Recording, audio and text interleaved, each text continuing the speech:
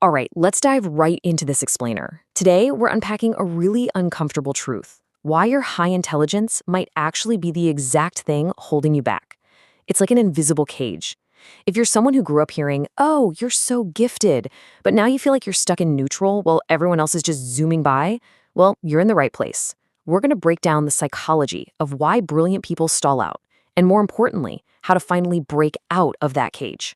Let's start with a kind of painful reality, shall we?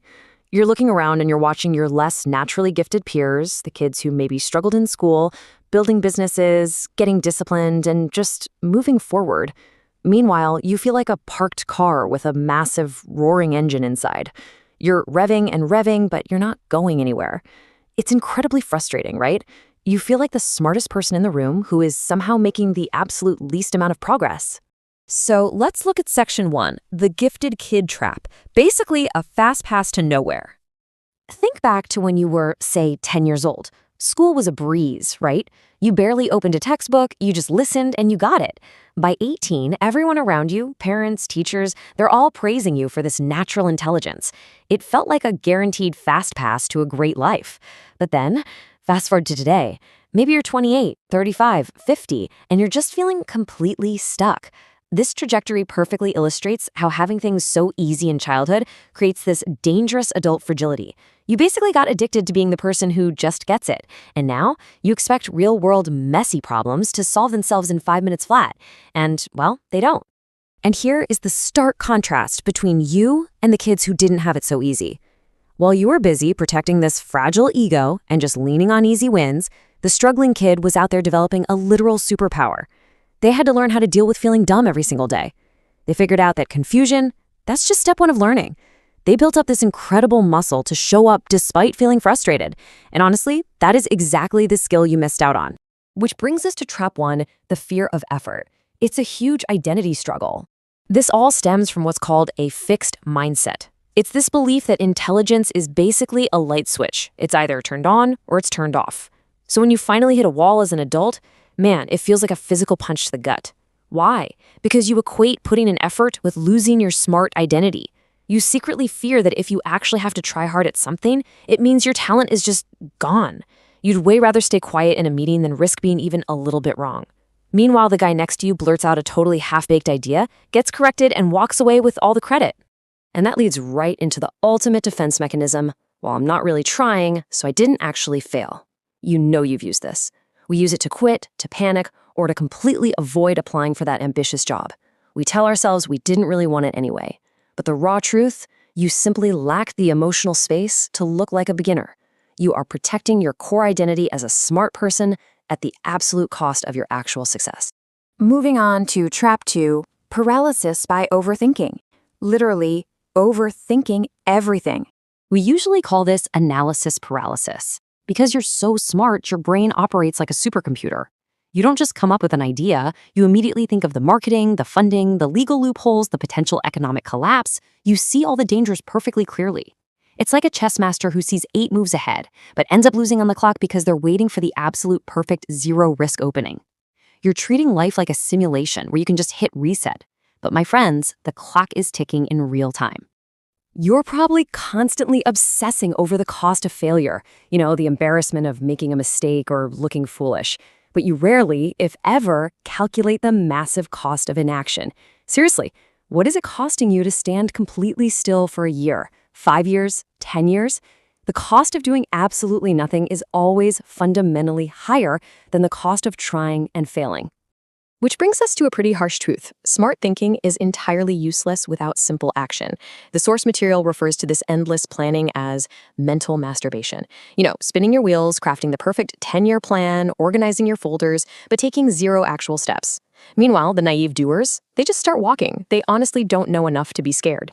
They make silly mistakes, sure, but they actually move forward and launch their stuff while you're still agonizing over the perfect font for your logo.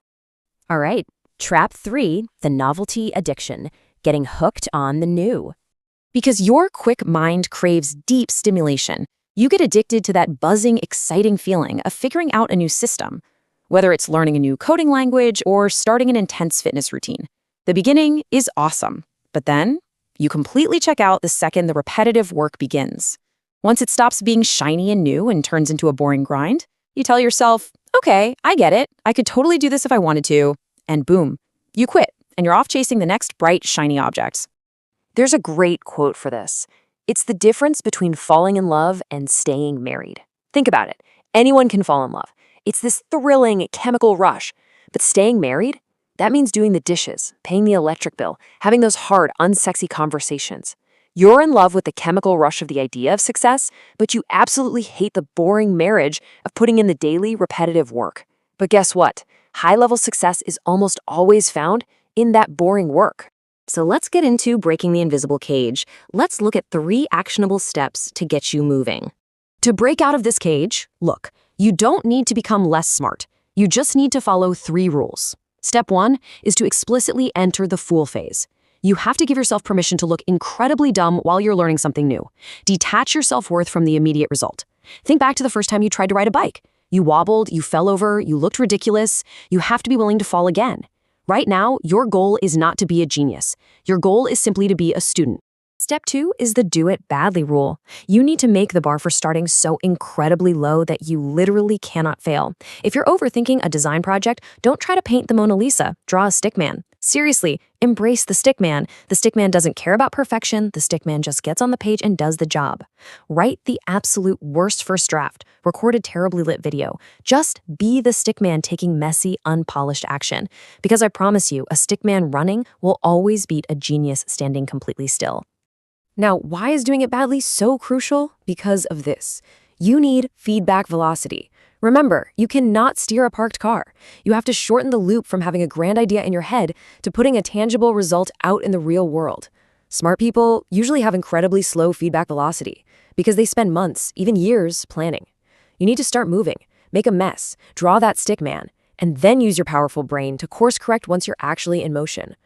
And the final step is the rule of 1. You absolutely must starve your novelty addiction by committing to finish exactly 1 current project. Just 1. When you feel that uncomfortable itch to quit just because things are getting a little boring, recognize that feeling for what it is. It's the exact barrier separating ordinary people from successful people. You have to tell yourself, I am not allowed to start any new course, buy any new book, or chase any shiny new idea until I finish this 1 project. Train your brain to value finishing over starting. Let's wrap things up with this really powerful reminder. Your fancy car needs a driver, not just a mechanic.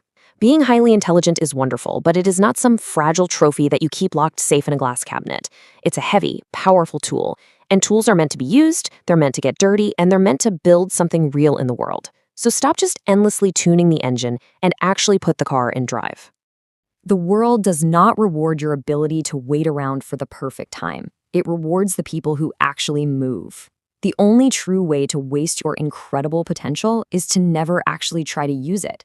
So I'm going to leave you with this final crucial question. What brave, intentionally imperfect action are you going to take today? Where are you going to draw your stickman right now?